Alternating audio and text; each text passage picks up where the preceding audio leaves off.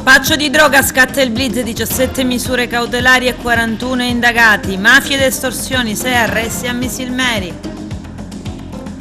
Nuova tragedia sulla rotta dell'immigrazione, neonata inghiottita dal mare. L'esercito torna ma non per sparare, torna per ripristinare le vie d'accesso alla riserva. Calcio, vittoriose Acragas, Favara e Licata. Basket, bene anche la Fortitudo.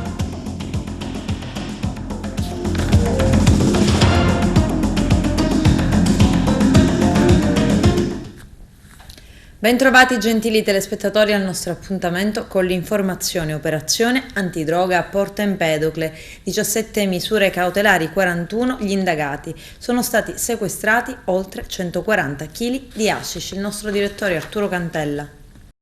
Sono 17 le misure cautelari, oltre 40 indagati. La squadra mobile di Agrigento, guidata dall'aggiunto Giovanni Minardi, ha eseguito una maxi operazione antidroga denominata Fish and Drug tra le zone di Agrigento, Porto Empedocle e comuni limitrofi.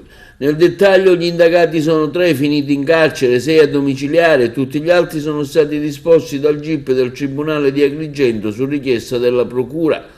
Misure minori come l'obbligo di dimora e obbligo di presentazione alla polizia giudiziaria. L'operazione, denominata Fish and Drug, ha avuto come epicentro la città di Porto Empedocle. Alcune misure sono state eseguite anche a Favara, Palma di Montechiaro ed Agrigento. La vicenda giudiziaria, ricostruita dalla squadra mobile di Agrigento e dal commissariato di Porto Empedocle, risale al maggio del 2019 e trae spunto dall'arresto di un soggetto empedoclino arrestato dal personale del commissariato di Porto Empedocle con circa 5 kg di hashish. Stamani la conferenza stampa in procura. Procuratore, qualche dettaglio su questa operazione Fish and Drug maturata a Porto Empedocle con l'ausilio della Questura e della Capitaneria di Porto? Lavoro congiunto della squadra mobile della Polizia di Stato, del commissariato di Porto Empedocle che ci ha dato una grossa mano nelle indagini sul territorio e della Guardia Costiera, Capitaneria di Porto di Porto Empedocle, perché questa attività è stata svolta sia in terra che in mare, che ha consentito di sequestrare complessivamente quasi 150 kg di hashish e di accertare delle condotte illecite che nascevano in mare con il ripescaggio di queste tonnellate di hashish che erano state abbandonate fottutamente tra Lampedusa e Porto Empedocle, quindi in una profondità anche particolarmente elevata, che venivano pescate e poi smerciate nel mercato siciliano dell'hashish, e in particolare da Porto Empedocle si diramavano a Favara, Palma di Montechiaro, Realmonte e poi da lì continuava il loro percorso. Si parla dell'utilizzo dei velieri per trasportare la droga. Quello da cui nasce l'indagine è una informazione che sembrava una storia difficilmente credibile e che poi invece è stata riscontrata nei dettagli con un'ottima attività di analisi degli uomini della Guardia Costiera, e cioè un veliero battente bandiera spagnola che abbandona in mare per problemi suoi logistici, ci dicono circa 4 tonnellate di hashish, e quindi questo sta a dimostrare che vi è un canale di trasporto di sostanza stupefacente all'interno del canale di Sicilia che riguarda anche diversi paesi, che può riguardare i paesi europei, il Nord Africa o il Medio Oriente. Non è stata una indagine facile? Non è stata un'indagine facile, anzi è stata un'indagine anomala per le modalità, perché il coinvolgimento in mare dell'attività di polizia giudiziaria non è mai semplicissimo, come sappiamo. E non è stata un'indagine facile perché lavorare all'interno di un porto importante come Porto Empedocle non è semplice, perché il controllo da parte dei marinai alle volte sembra più capillare rispetto a quello dello Stato. In questo caso hanno anche rinvenuto delle microspie che avevamo montato, che sono state rinvenute quasi nell'immediatezza, che chiaramente ha reso più complicata la nostra attività. Da cosa nasce questa operazione? Da un semplice controllo avete rinvenuto dell'hashish, da lì parte tutto a Porto Empedocle? Allora, l'attività inizia da un'attività di polizia giudiziaria del commissariato di Porto Empedocle che riesce ad arrestare un soggetto con oltre 4 kg di hashish. La tipologia dell'hashish, che era sicuramente particolare, ci ha indotto ad ampliare l'attività investigativa e a svolgere per diversi mesi attività di intercettazione sia telefoniche che trappresenti. In questi mesi è stato essenziale l'aiuto che è stato fornito del supporto della Guardia Costiera, che ci ha permesso in alcune attività che abbiamo fatto prettamente a mare, anche nottetempo, di riuscire a individuare il gruppo di soggetti che ci interessava, di raccogliere particolari riscontri, come nel caso in cui riusciamo a rivenire oltre 100 kg di hashish e sostituirli con delle microspie autorizzate dalla procura e quindi raccogliere ulteriori elementi a carico di coloro i quali sono andati a cercare questa hashish. E quindi abbiamo messo insieme un bel quadro probatorio con filoni differenti. E ripeto, l'attività di supporto, perché l'attività investigativa è stata fatta congiuntamente con il commissariato di Porto Empedocle, con l'APG del commissariato di Porto Empedocle e con un inestimabile aiuto da parte della Guardia Costiera. Sono famiglie comunque che hanno dei precedenti penali a Porto Empedocle, non conosciute insomma. Sono famiglie che per motivi diversi conoscevamo e che comunque sono abbastanza conosciuti a Porto Empedocle. Quando sono durate le indagini? Le indagini siamo alla soglia dei 2 anni, considerato 1 anno e mezzo abbondante. Ripeto, c'è stata tanta veramente attività di sacrificio da parte dell'APG del commissariato e da parte della squadra mobile, e in ogni occasione che abbiamo avuto bisogno della Guardia Costiera sono stati assolutamente brillanti, assolutamente efficaci nella loro attività di supporto ai nostri confronti. Giro d'affari. Giro d'affari importante, considerate che abbiamo raccolto diverse valigie da 25 kg cada una. Queste valigie, ripeto, come ha detto il procuratore, siamo alla soglia dei 150 kg sequestrati, ma riteniamo che sia solo una parte ovviamente del tutto. È stata particolarmente difficile perché in effetti non sono unità, diciamo, tracciate fondamentalmente, quindi si prestavano benissimo a questo tipo di attività. Come ha potuto dire, o comunque tra le righe può leggersi nelle parole del collega, chiedo scusa, diciamo, in questo tipo di attività il tutto può iniziare anche da un avvenimento fortuito, anche se poi fondamentalmente già si sapevano, già erano conosciuti degli elementi, perché il commissario di Porto Empedocle aveva iniziato, poi la parte in mare fondamentalmente è stata abbastanza agevolata da avvenimenti, diciamo, fortunati fondamentalmente. E ringrazio il collega perché in effetti noi abbiamo dato il massimo proprio nella parte in mare, anche attraverso l'impiego dei sub. Perché? Perché in effetti parte di questa attività contemplava poi il rilascio in mare dei panetti di hashish proprio nella rada di Porto Empedocle, quindi facevano questa sorta di scambio tra unità più grandi e unità più piccole che poi provvedevano a portare il tutto a termine. Il personale dell'APG del commissariato ha sempre dato un occhio importante alla problematica della sostanza stupefacente sul territorio stesso, e quindi avendo avuto notizie di questo genere le abbiamo potute appurare, e con il primo sequestro di 4 kg di sostanze stupefacenti è stato veramente l'inizio dell'attività che è durata, come diceva il dottore Minardi, proprio quasi 2 anni e che ha portato a questo eccellente risultato.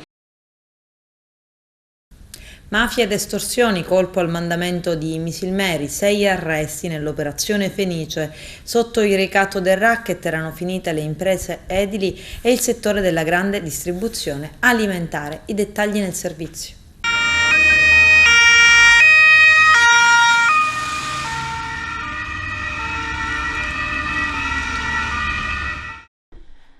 Avrebbero chiesto il pizzo ad alcuni imprenditori e messo le mani pure sulle attività di trasporto dei malati e sui servizi funebri. 6 persone sono state arrestate stamane dai carabinieri della compagnia di Misilmeri e del nucleo investigativo del reparto operativo del comando provinciale di Palermo, in esecuzione di una ordinanza con cui il GIP ha disposto la detenzione in carcere per i 6 indagati coinvolti nell'inchiesta coordinata dalla direzione distrettuale antimafia denominata Fenice. Sono accusati di associazione di tipo mafioso ed estorsione aggravata dal metodo mafioso. Il nome dell'operazione si riferisce alla capacità di Cosa Nostra, che come l'araba Fenice sarebbe stata capace nel tempo di rinascere dalle proprie ceneri. Negli ultimi 15 anni, ricostruiscono infatti dal comando provinciale, sono state 6 le inchieste che hanno inferto duri colpi all'organizzazione, da Perseo nel 2008 e l'Imes nel 2022, senza dimenticare Cupola 2.0 nel 2018-2019, con i suoi oltre 40 arresti, la maggior parte dei quali hanno già portato a una condanna in primo grado.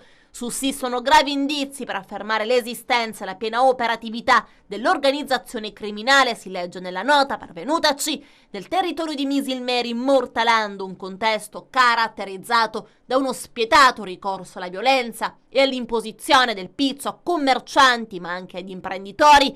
L'attività di indagine ha consentito di acquisire gravi indizi in merito all'evoluzione strutturale ed operativa della famiglia, alla identificazione dei consociati, all'accertamento degli illeciti interessi e al condizionamento del tessuto socio-economico. Tutto, almeno 3 le presunte estorsioni contestate nell'ambito dell'inchiesta avviata a gennaio 2021 sulla famiglia e sul mandamento di Misilmeri, Belmonte Mezzagno, a un imprenditore impegnato nella realizzazione di un grosso impianto di rifornimento di carburanti, a un imprenditore invece attivo nella grande distribuzione, già proprietario di diversi supermercati, e ancora ad un ennesimo imprenditore che gestisce questa volta un'azienda avicola. Sempre secondo l'ordinanza cautelare sussistono gravi indizi in ordine all'operatività e lo stretto controllo sul territorio esercitato proprio dalla famiglia di Misilmeri, dalla quale emergerebbe la figura di Michele Sciarabba, ritenuto dal GIP gravemente indiziato di essere il capo della famiglia stessa, e di Alessandro Ravesi, suo stretto collaboratore. Entrambi i predetti avrebbero coordinato l'attività nei settori tipici di controllo di Cosa Nostra, curando il mantenimento dell'ordine sul territorio e adoperandosi per la risoluzione di svariate controversie tra privati, in alternativa allo Stato, e dunque anche per le estorsioni. Un barchino di 6 metri carico di migranti si è ribaltato vicino all'isolotto Lampione mentre si avvicinava la motovedetta della Guardia di Finanza di Lampedusa per il soccorso. Una coppia, dopo essere salita sull'unità di soccorso, ha riferito che la figlia di poche settimane è stata inghiottita dalle acque. È l'ultima tragedia sulla rotta dell'immigrazione dopo i 2 bambini morti carbonizzati a seguito dell'incendio del motore della madre sbalzata fuori dalla barca perché investita dall'esplosione. Arturo Cantella. Affondato un barchino di circa 5 metri con a bordo una trentina di migranti a 24 miglia dalla costa di Lampedusa. I militari della motovedetta della Guardia Costiera hanno tratto in salvo 22 uomini, 3 donne e un minore. Vi sarebbero però 4 dispersi, 3 uomini e una donna, con le ricerche sono attualmente in corso. Una bambina in probabile ipotermia con la madre, un ragazzo che aveva forti dolori al petto. Subito dopo lo sbarco al Molo Favarolo sono stati portati nel polo ambulatorio di Lampedusa. Non è escluso che possono essere trasferiti in altre strutture sanitarie. I migranti provengono per la maggior parte dalla Liberia, dal Camerun, dalla Costa d'Avorio, dalla Guinea, dal Senegal, dal Mali e dal Gambia. Un'immigrata minorenne incinta di 7 mesi è stata trasferita da Lampedusa con un elicottero del 118 all'ospedale San Giovanni di Dio di Agrigento. La ragazza, ospite da alcuni giorni dell'hotspot, ha iniziato ad avere forti dolori dopo un primo trasferimento al poliambulatorio. I medici hanno così deciso di spostarla in ospedale ad Agrigento. Sono complessivamente 54 i migranti, tra i quali 26 tratti in salvo subito dopo che ha affondato il barchino sul quale viaggiavano, che sono giunti nelle ultime ore a Lampedusa. Prima del soccorso dei 26 sbarcati, infatti, 28 persone. I 2 gruppi sono stati portati all'hotspot di Contrada Imbriacola, dove al momento ci sono 648 ospiti. Intanto un team composto da psicologi e mediatori interculturali, Medici Senza Frontiere, sta offrendo assistenza psicologica ai sopravvissuti delle ultime 3 distinte tragedie del Mediterraneo, cui hanno perso la vita per l'appunto 2 bambini e una neonata, mentre altre 4 persone risultano disperse. In mare si continua a morire e questo è semplicemente inaccettabile. Le persone che stiamo assistendo hanno visto bambini morire a pochi passi dalla fine del viaggio.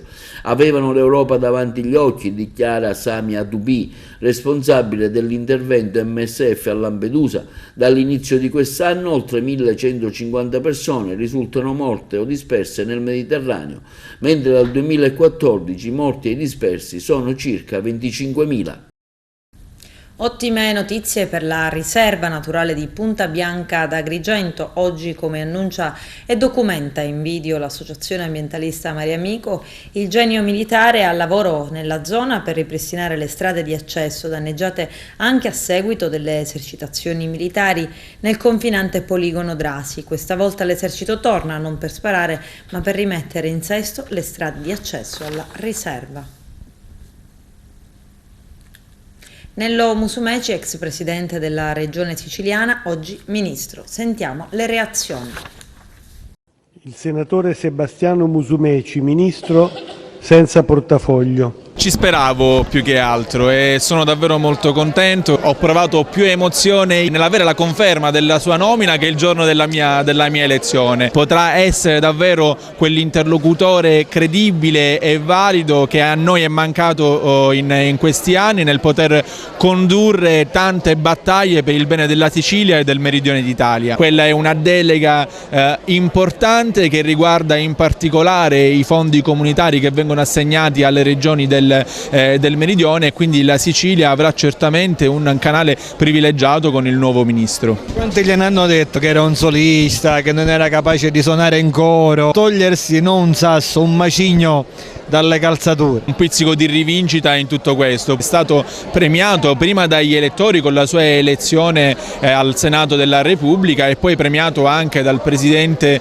Meloni per il lavoro fatto in questi 5 anni alla guida della regione siciliana. Spesso silenzioso ma un lavoro concreto che ha lasciato, così come ha avuto modo di dire lo stesso presidente Musumeci, una regione un po' più con le carte in regola rispetto a quella che noi abbiamo trovato nel 2017. Giuro di essere fedele alla Repubblica, di osservare lealmente la Costituzione e le leggi e di esercitare le mie funzioni nell'interesse esclusivo della Nazione. Come un grande riconoscimento del lavoro svolto dal governo del centrodestra in questi 5 anni nella regione siciliana, ma soprattutto con la grande speranza di dare voce alla Sicilia che vuole crescere, che vuole avere un grande futuro in un sud che sia realmente all'altezza dell'Europa. Lo salutiamo con grande entusiasmo, con il rispetto che meritano i fatti che stiamo raccontando. Un giusto riconoscimento, capiremo cosa si intende per le politiche del mare, ma sicuramente sappiamo l'importanza che può avere l'Agenzia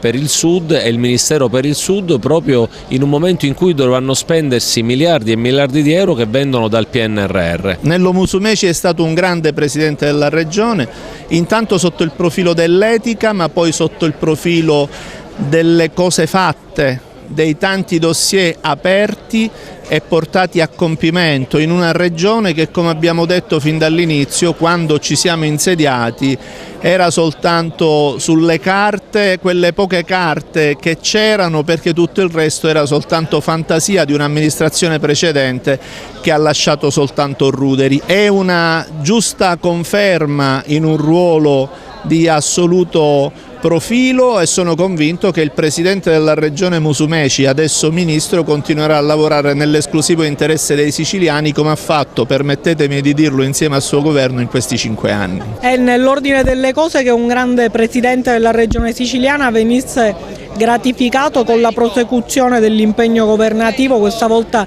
a livello nazionale. Non è un ministero semplice, non sono delle deleghe semplici, ma noi confidiamo nella profonda conoscenza dei temi da parte di Nello Musumeci, nella capacità di una regia lungimirante e anche visionaria da parte di Giorgia Meloni. Il Sud e il mare sono per noi le sfide nevralgiche, perché la Sicilia, ma più in generale tutte le regioni del Mezzogiorno, attendono di poter colmare quel divario infrastrutturale che poi con gli anni è diventato anche sociale, economico e culturale.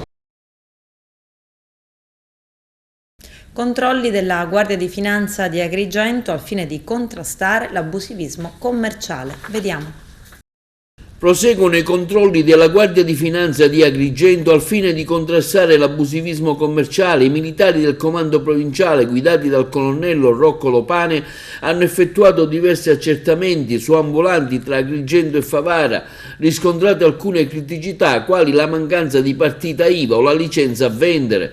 In particolare i controlli sono stati effettuati nel quartiere di San Leone, al villaggio Peruzzo. Un ambulante è stato trovato senza misuratore fiscale e prodotti ortofrutticoli sono stati sequestrati. Favara è scattato un lungo controllo. Un uomo è stato fermato alla guida di un furgone sulla quale si trasportava e vendeva vino e frutta. Anche in questo caso è scattato il sequestro. La merce risultata idonea al consumo umano verrà donata in beneficenza, mentre quella inidonea sarà distrutta. Ma le verifiche durante la settimana si sono estese anche ai comuni limitrofi. A Favara i Baschi Verdi, coordinati dal tenente Riccardo Tisato, che è comandante del nucleo operativo delle Fiamme Gialle, hanno scovato un altro ambulante che vendeva prodotti alimentari senza licenza. In questo caso è stato disposto anche il sequestro del furgone utilizzato per esercitare abusivamente l'attività commerciale. La sezione Baschi Verdi delle Fiamme Gialle dipende dal gruppo che è coordinato dal maggiore Massimo De Vito. Controlli che inevitabilmente, così come viene fatto in un rigoroso silenzio da mesi e mesi, proseguiranno in altri segni della provincia. Nelle scorse settimane, sempre al villaggio Peruzzo, era stato indagato un commerciante senza licenza e privo di partita IVA da alcuni anni, totalmente abusivo. Tutti i panificatori della provincia di Agrigento riuniti in assemblea. Il pane artigianale potrebbe scomparire dalle nostre tavole a causa della crisi energetica. Vediamo.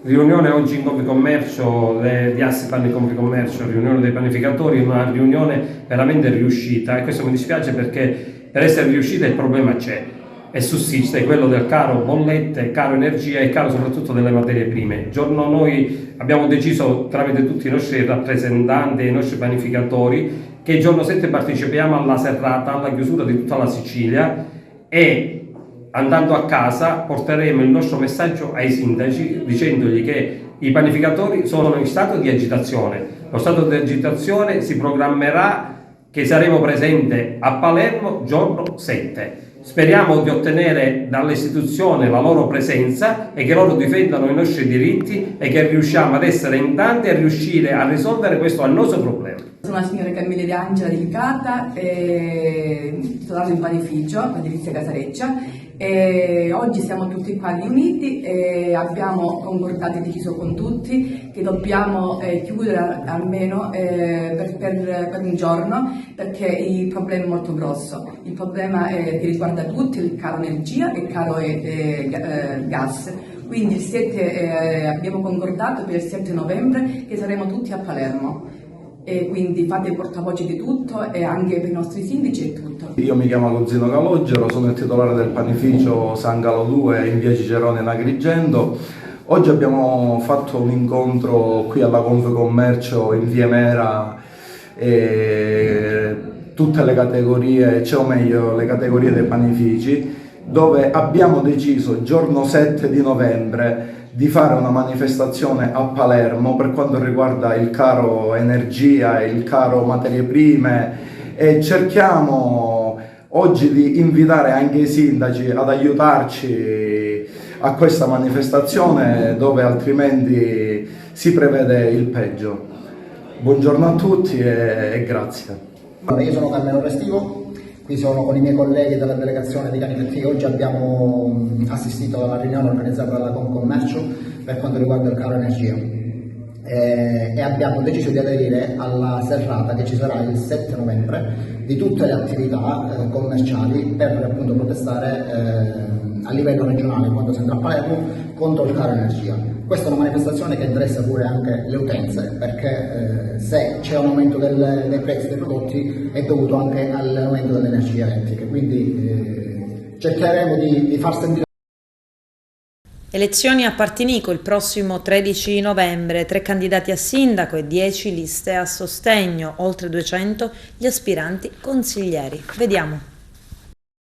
Risollevare Partinico, ecco un'affermazione molto ma molto forte. Perché hai scelto questo? Chi conosce Partinico, chi vive Partinico sa la condizione in cui versa e in cui purtroppo è caduta. Ci ricordiamo di Partinico come appunto il fiore all'occhiello del comprensorio. Negli ultimi 10-15 anni diciamo, è caduta veramente in basso. Vorremmo farlo con una classe politica alternativa a quella che comunque finora c'è stata, ridare normalità, non una città futuristica, mettere i cittadini in condizione di avere dei servizi efficienti, spazi attrezzati a verde pubblico, idonei per i bambini, per gli anziani, dove diciamo, il piano traffico funzioni, dove la raccolta differenziata funzioni. Ma perché si è ridotta così? Piano piano è stata come abbandonata la classe dirigente, di riflesso ha portato anche a un degrado che oggi purtroppo chi vive Partinico nota. Cosa ha insegnato l'esperienza Maurizio De Luca? Grande persona per bene, voleva veramente cambiare qualcosa. Non era avvezzo alle logiche politiche, abituato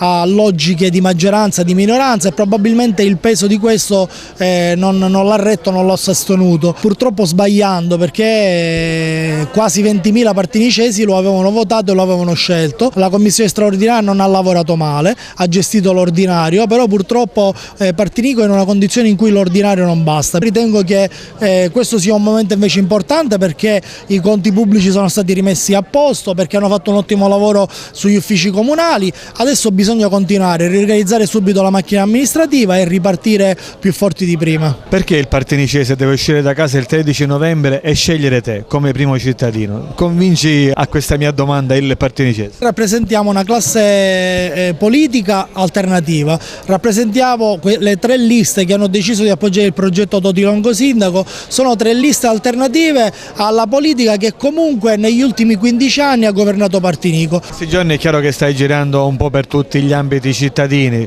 fare anche il porta a porta. Cosa ti chiede maggiormente la gente? Normalità. La gente vi chiede una città più sicura, una città dove, ripeto, i mezzi pubblici funzionano, perché basta spostarsi nel comprensorio, nei paesi del comprensorio e vedere che le cose funzionano, quindi noi non siamo degli extraterrestri, siamo delle persone normali che pretendiamo di vivere in maniera normale. Abbiamo dei punti di riferimento, abbiamo degli esempi e su questi esempi vogliamo costruire la prossima amministrazione. In generale lo cogli questa difficoltà a convincere la gente a uscire da casa, la diffidenza a credere nel voto? La cogli? Si parla qui di un 50% di elettorato che non vuole andare a votare e questa chiaramente è una cosa grave ma è anche una cosa triste, però lì la politica ha una grande colpa, recepire le istanze ma non rispondere mai a queste istanze. Nella vita bisogna sapere dire di sì e di no, ci sono delle cose che possono essere realizzate e delle cose che non possono essere realizzate, ma la cosa importante è che il cittadino abbia delle risposte.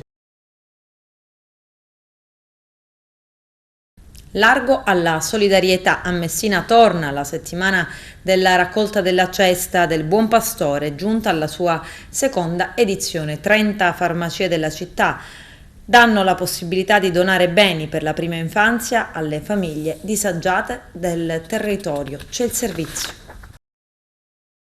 La cesta è diventata un punto di riferimento ormai per i bambini poveri di Messina. Sono 150-200 i bambini che afferiscono mensilmente per prendere gli omogeneizzati, per prendere i latti, per prendere i pannolini. L'impegno, chiediamo ai messinesi di andare nelle 30 farmacie del territorio e donare con tranquillità. Ricordo che la cesta comunque è aperta sempre, che la possibilità della donazione sarà anche fuori da questa settimana, ma dal 24 al 29 ottobre, per tutta la settimana, e speriamo che il sabato ci siano tanti volontari accanto ai farmacisti. Dobbiamo andare nelle farmacie e donare e continuare a farlo tutto l'anno per dare la possibilità a questi bambini poveri di avere i beni primari. È chiaro che c'è un aumento della povertà generalizzata, è chiaro che le fasce deboli col caro bolletta sono andate peggio e quindi dobbiamo stare accanto noi che stiamo un pochettino meglio, dobbiamo aiutare chi sta peggio. E nell'ottica della città, nell'ottica di un'associazione che si chiama Terra di Gesù, e io dico sempre facciamo da cerniera tra chi ha bisogno e chi vuol dare. Noi farmacisti ci sentiamo in prima linea, siamo fieri di esserlo e questa raccolta non è una raccolta che va fatta solo in questa settimana, è una raccolta che va fatta sempre, tutto l'anno, perché purtroppo c'è un estremo bisogno di beni di prima necessità per la prima infanzia. L'iniziativa si svolge che il cliente entra in farmacia, dietro magari anche il consiglio del farmacista, acquista un bene di prima necessità, soprattutto alimenti per la prima infanzia, che sono quelli di cui si ha più bisogno, e lo dona mettendolo in questa famosissima ormai cesta del Buon Pastore. Ottobre rosa, la prevenzione che salva la vita. Vediamo. L'ASP finalmente rioccupa uno dei suoi ruoli più importanti, che è quello di fare prevenzione, informazione presso la cittadinanza. Non aspettiamo che i cittadini affollino gli ambulatori, ma approfittiamo di queste location proprio per avviare un incontro con i cittadini e per diffondere una cultura della prevenzione. Qui vengono fatti stamattina diversi screening, soprattutto quelli oncologici per la cervice, per i tumori del seno, per i tumori del colon retto, ma anche visite oftalmiche, quindi c'è l'occasione da parte dei cittadini di ottenere appunto una informazione corretta e non magari attraverso internet, che di solito appunto può contenere delle buone cose ma anche delle fake news. Quindi è sempre più importante approfittare di giornate come queste e credo che l'ASP deve incrementare incontri come questi. Quanto la gestione di un'emergenza sanitaria come quella legata al Covid-19 ci fa comprendere oggi, in una condizione certamente migliore, la necessità e l'urgenza di fare prevenzione. Oggi è un'occasione per recuperare. Noi per 2 anni questo elemento della prevenzione è stato molto trascurato, non solo dall'azienda ASP di Messina, ma un po' in tutta la regione dalle aziende sanitarie, quindi c'è voglia di recuperare. Stiamo cercando di smaltire, e lo stiamo facendo anche egregiamente, le liste di attesa accumulate in questo periodo della pandemia. Ma questi 2 anni di pandemia ci fanno capire che la prevenzione è mancata, perché c'è un rimbalzo delle diagnosi purtroppo negative a favore delle patologie oncologiche più diffuse, quindi è proprio perché è mancata la prevenzione primaria.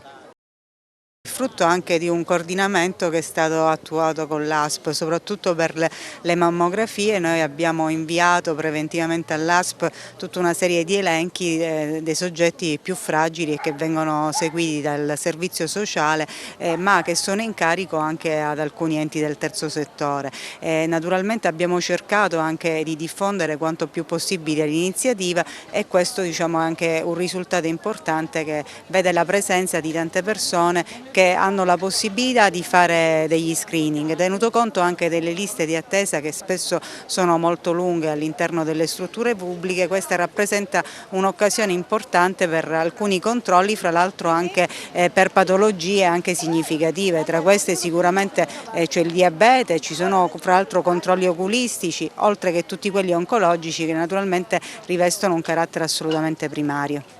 Il coordinamento è sicuramente fondamentale.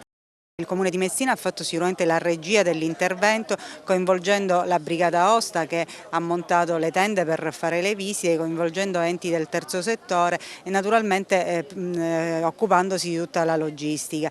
Sicuramente queste occasioni vanno incentivate, ma questo è frutto di un lavoro continuo che è stato posto in essere già da tempo con l'ASP e che porta sempre di più ad arrivare ad un'integrazione dei servizi che sia sempre più sociosanitaria. Tiziana Bracci, scrittrice toscana, presenta a Favara Le scarpe del Papa. Giuseppe Moscato.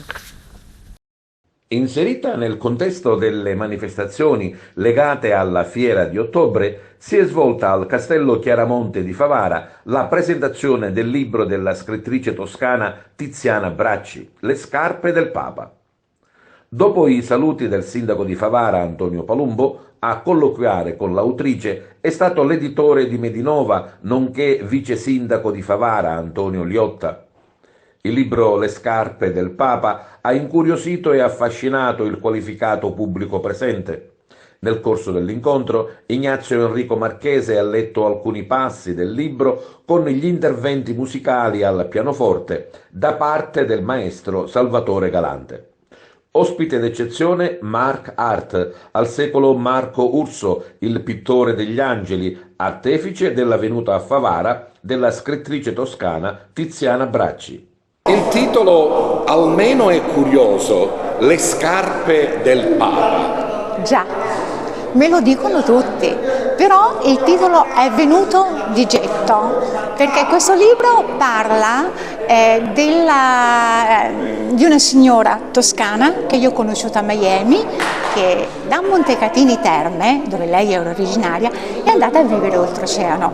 La famiglia aveva un prestigioso negozio di calzature nella famosa piazza del Gambrino, sia a Montecatini.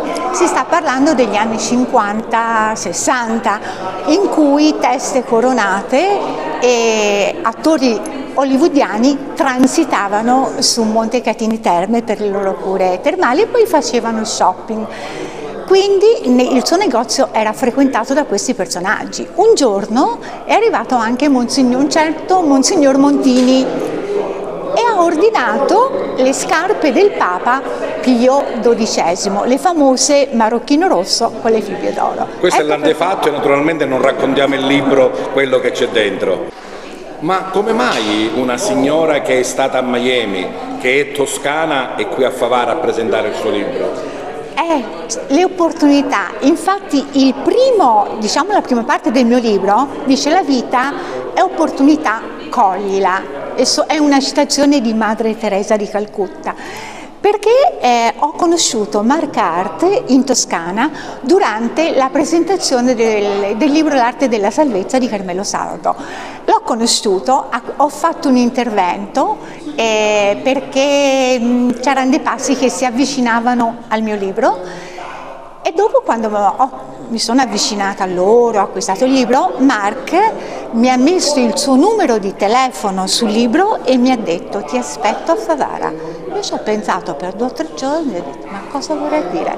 Ci sarà qualche messaggio? Andiamo a scoprirlo. E il 5 di luglio sono arrivata a Favara.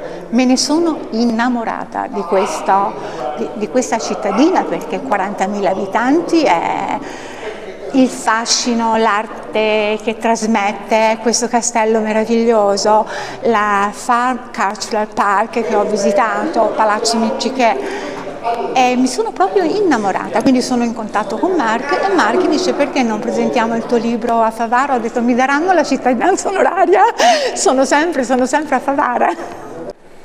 Che cosa lega Mark Art al libro che presentiamo questa sera? Guarda, è una bella iniziativa. Mi trovavo a Caccina, in provincia di Pisa, per il tournée del mio libro con Carmelo Sardo. Questa autrice ha fatto un bellissimo complimento, l'ho invitato nella mia città, nell'Agnello Pasquale, da lì è rimasto affascinante, dove abbiamo presentato stasera proprio questo libro, Le scarpe del Papa. Quindi Favara ha accolto questa straordinaria scrittrice, una donna molto sensitiva, e quindi sono orgoglioso che Favara abbia organizzato qualcosa di importante per me. Ritornando al libro Le scarpe del Papa, che cosa ci troviamo dentro? Ci troviamo innanzitutto un forte messaggio, soprattutto per i giovani, il messaggio di avere coraggio, di prendersi in mano e con l'azione del fare, perché questa donna negli anni 50-60 è andata contro i luoghi comuni, ha avuto il coraggio di lasciare la Toscana perché lei voleva acchiappare il mondo, aveva voluto studiare le lingue perché voleva acchiappare il mondo. E questo è un messaggio per i giovani, che devono avere anche la voglia di fare, di spostarsi e quindi prendersi in mano con l'azione. Antonio Liotta, la presentazione di un libro è sempre un momento di crescita culturale per la città. Decisamente è così. Tra l'altro questo libro è scritto da una bravissima scrittrice, Tiziana Bracci, che viene da Roma apposta per presentare questo libro, che in fondo è una importante biografia di una signora che diciamo è stata rivoluzionaria in considerazione del tempo della sua vita, e quindi veramente utile e bello leggere questo libro, e rientra tra i momenti importanti che Favara sta dando proprio in questa fase per la fiera di ottobre e le festività ottobrine. Superenalotto, una semplice giocata al bar di Corso Umberto XIII a Castro Filippo, si trasforma in un 5 che vale ben 35.000 euro. La dea bendata è tornata a baciare la provincia di Agrigento, questa volta nel piccolo paese dell'entroterra. Massimo riservo sull'identità del fortunato vincitore, che per un soffio non ha centrato il jackpot ormai sempre più atteso e che vede crescere la posta in palio ad un numero davvero esorbitante, ben 294 milioni, record assoluto per questo gioco. Siamo adesso allo sport calcio, giocata la 7ª giornata del campionato d'eccellenza Girone A. L'Akragas stravince 6-0 sul Parmonval, bene anche il Pro Favara che vince 1-0 contro il Marineo. Ci sono i servizi di Carmelo Lentini e Giuseppe Moscato. Non ci sono dubbi, quest'Akragas è un rullo compressore. Rifila 6 reti alla malcapitata Parmonval e rafforza la leadership della classifica. In poche parole, allo Monaco non c'è stata partita, malgrado la buona volontà e la generosità dei ragazzi del tecnico palermitano Aldo Bellingardo. La gara si sblocca al 19esimo per un plateale atterramento di Mansour da parte di Lamattina. Sul dischetto si presenta Garufo che insacca. La Parmonval accusa il colpo, pecca ingenuamente in difesa e al 29esimo incassa il raddoppio. Da loro supera il diretto avversario, cross al centro e per Pavisic è un gioco da ragazzi depositare il pallone in fondo al sacco. Locali storditi dal doppio svantaggio, al 31esimo infatti subiscono il tris su calcio di rigore trasformato da Mansour. Nell'azione l'attaccante Pavisic sfugge alla guardia di Tarantino, ma il difensore palermitano lo atterra. Dagli 11 metri trasforma lo stesso Mansour.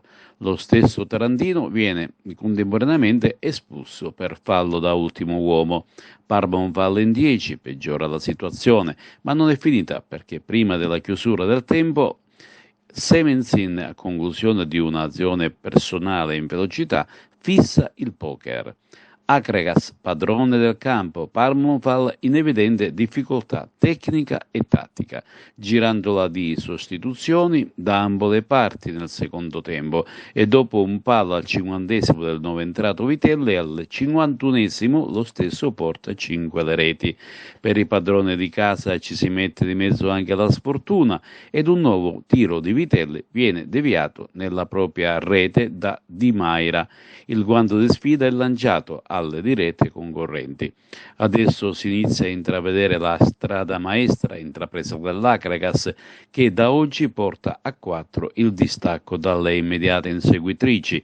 Lenna infatti è stato fermato al Gaeta da un sorprendente Resultano, prossimo avversario dell'Akragas mercoledì prossimo per i quarti di Coppa Italia.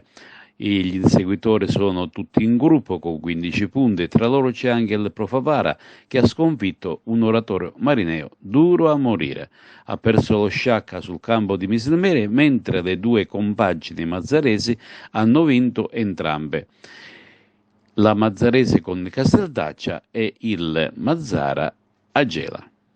Benny Baio, l'Akragas non sbaglia un colpo e vince anche sul campo della Parmonval per 6-0, un'Akragas concreta, determinata, concentrata, rimane in vetta al campionato. Sì, abbiamo fatto la partita che dovevamo fare, dovevamo solo vincere e andarcene via da questo campo, da questo brutto campo. Abbiamo affrontato la partita per come l'abbiamo preparata durante la settimana, per come il mister ci ha preparati durante gli allenamenti e abbiamo portato i 3 punti a casa aspettando le altre grandi che fanno la partita domani. Adesso testa la Coppa Italia, mercoledì arriva all'Essenetto il San Lorenzo. Che partita ti aspetti? Sicuramente sarà una partita difficile come tutte le altre, anche perché noi ci teniamo molto alla Coppa e quindi dovremmo portare la vittoria a casa, giusto anche perché siamo in casa e dobbiamo uscire dalla partita con un risultato positivo.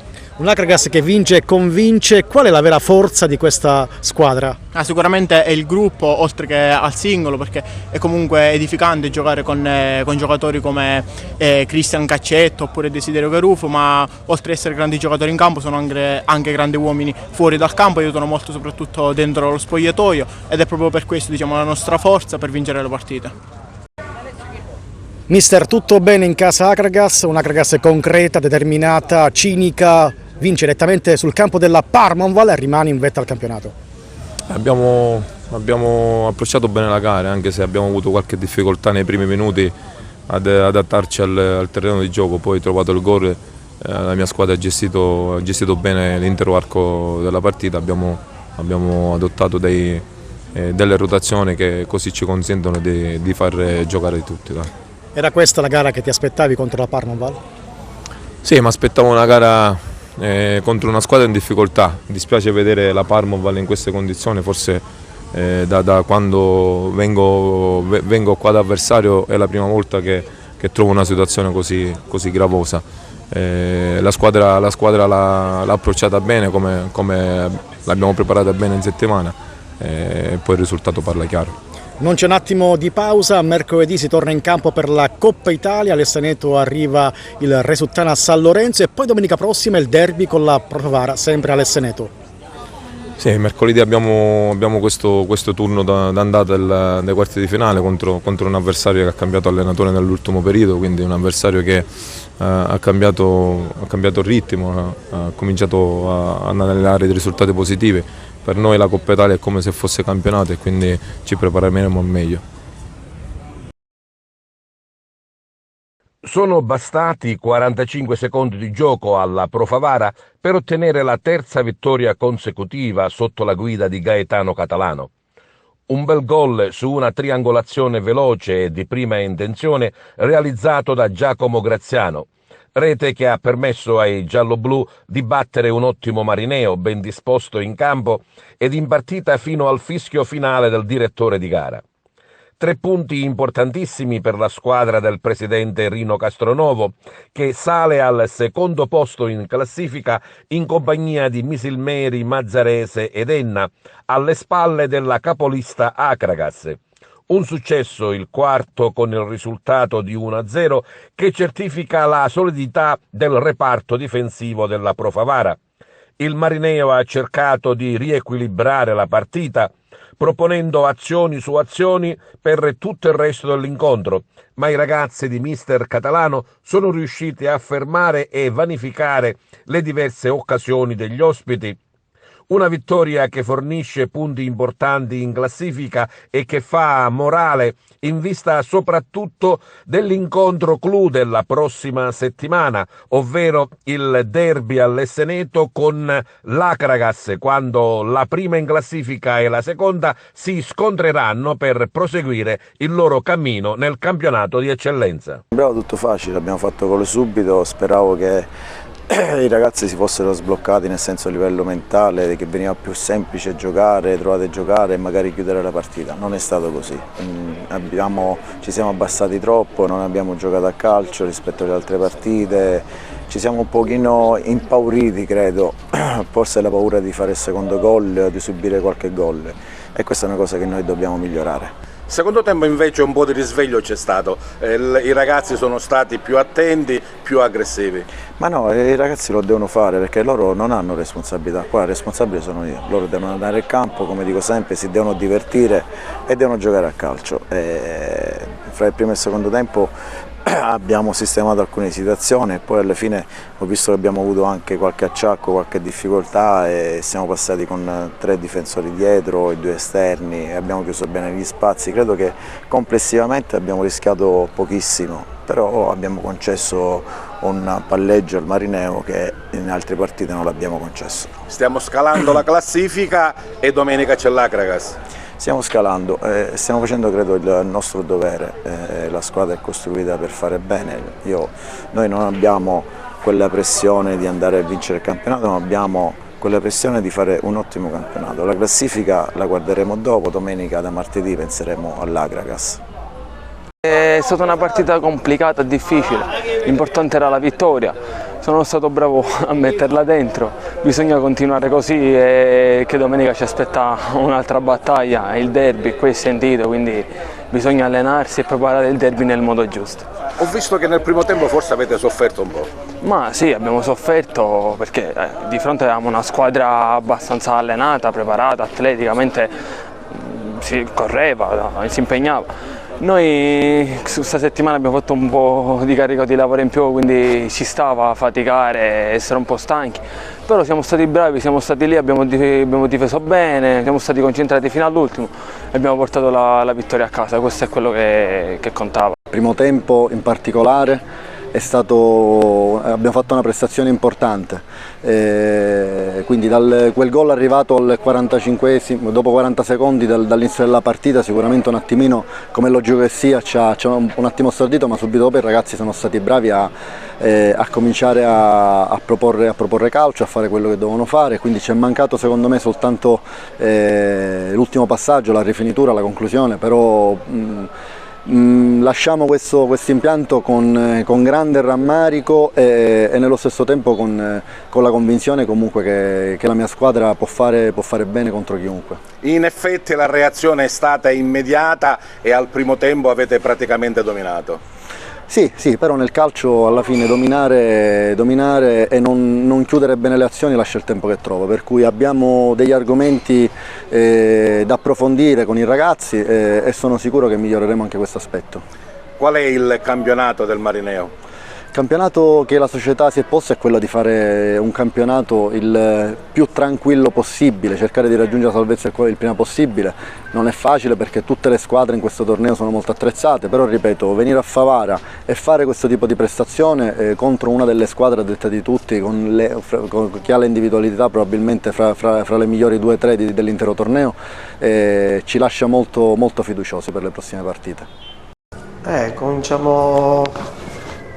Cominciamo a vedere qualcosa di buono, poi la vittoria, ripeto, porta serenità durante la settimana e i ragazzi lavorano molto seriamente e quindi i risultati cominciano a venire, sì. Il gol è arrivato proprio ad inizio di partita, forse ci ha un po' raffreddati invece che eccitarci di più?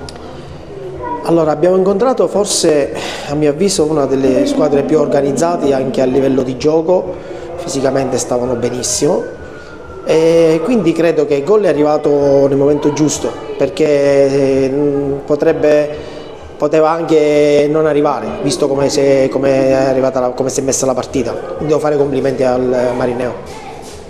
E domenica c'è l'Agragas. Ma intanto godiamoci questa partita e poi ci pensiamo all'Agragas, abbiamo tutta la settimana per lavorarci. Ancora calcio, Serie D, il Licata di Pippo Romano dà continuità al buon momento di forma battendo con un sonoro 4-0 il Cittanova. La formazione giallo-blu porta a casa 3 punti fondamentali. Arturo Cantella. Sono 5 risultati utili, 2 pareggi e 3 vittorie, quinto risultato utile consecutivo per il Licata Calcio che a Monreale Proto di Cittanova ha battuto per 4-0 i padroni di casa, ottenendo il terzo successo di fila. La squadra di Pippo Romano, che con oggi ha festeggiato la sua 100ª panchina gialloblu, sale in classifica portandosi a quota 11 punti. Le reti di Marcellino, doppietta di Minacori e Frisenna che fissa il punteggio sul 4-0 finale. Domenica al Dino Liotta arriverà il Canicattì per la 9ª giornata di campionato di Serie D, Girone I. È un Licata in salute quello che arriva al Monreale Proto di Cittanova per giocare l'8ª giornata del campionato di Serie D. 2 vittorie consecutive per la formazione di mister Pippo Romano, l'ultima registrata al Dino Liotta per 3-2 sulle Città di Sant'Agata. Cittanova che invece nell'ultimo turno ha perso per 3-1 a San Luca. Con le immagini a cura di Antonio Galluccio si parte con il film del primo tempo e partono bene i padroni di casa, azione insistita, Crucitti si ritrova il pallone in area, lo mette giù, ancora Crucitti, prova a sfondare, prova il destro, termina però sulla sul fondo, un recupero palla ancora per i padroni di casa che spingono nei primi minuti, cercano il gol ancora con Crucitti, non riesce però l'ex Messina a impattare bene, poi il Licata in avanti, lancio per Minagori al limite dell'area, viene atterrato così da Ruano. Per il direttore di gara non ci sono dubbi e fallo da ultimo uomo e conseguente cartellino rosso per il Cittanova, che resta dunque in 10 uomini. Prova ad approfittarne subito il Licata, Minagori gestisce bene il pallone, poi lo scarica a destra dove c'è Vitolo, l'ex San Cataldese, prova la conclusione, viene respinta così da Bruno, arriva Placido Marcellino, arriva il gol dell'1-0, l'ha sbloccata il Licata al Monreale Proto con il gol del proprio numero 4 proprio allo scadere del primo tempo, perché il direttore di gara fischia 2 volte e manda le 2 formazioni a riposo. Licata in vantaggio di un gol e di un uomo. Si parte col film della ripresa. Attenzione a quello che succede qui, perché Boscaglia per questo buffetto si va a guadagnare il secondo rosso di giornata. È incredibile, il Cittanova rimane in 9 uomini. Abbiamo rivisto a rallenti l'episodio che ha convinto il direttore di gara a estrarre la seconda massima sanzione del match. Il Licata, come accaduto nel primo tempo, ne approfitta subito e il gol è quello di Calogero Minagori, che va a ribadire in rete dopo la respinta di Bruno sulla prima conclusione. Il Licata è avanti di 2 reti sul campo del Cittanova. Non si ferma la compagine giallo-blu, che adesso ha tanto spazio con 2 uomini in più. Cerca il colpo di testa in area di rigore, Marcellino sfiora solamente il palo, poi proprio Marcellino stavolta in versione assistman ad aprire a sinistra per una chance dal limite, che però si perde alta sopra la traversa. Il Licata continua ad attaccare, azione prolungata con Rodulo che va all'1 contro 1, riesce a passare con rimpallo, continua Rodulo ma la difesa del Cittanova in qualche modo allontana, lo fa però sui piedi di Marcellino che si divora il diretto avversario, conclusione deviata. Terza chance per Frisenna, Bruno riesce a respingere, arriva però tardi sul tap-in di Calogero Minagori e il gol del 3-0 del Licata, un tris che ovviamente va a ipotecare il risultato in favore della formazione di mister Pippo Romano, che nei minuti finali chiude definitivamente il conto, cala il poker e lo fa con Frisenna, destro dalla distanza deviato che si infrange alle spalle di Bruno. Termina così al Monreale Proto, terza vittoria consecutiva per il Licata che passa 0-4 a Cittanova. Basket a 2, la Fortitudo Agrigento espugna anche Cremona, conquistando una splendida vittoria 59-69, la seconda del campionato dopo quella in trasferta a Rieti. Con questo è tutto, termina qui l'edizione del telegiornale. Grazie per la gentile attenzione e per essere stati con noi. A presto.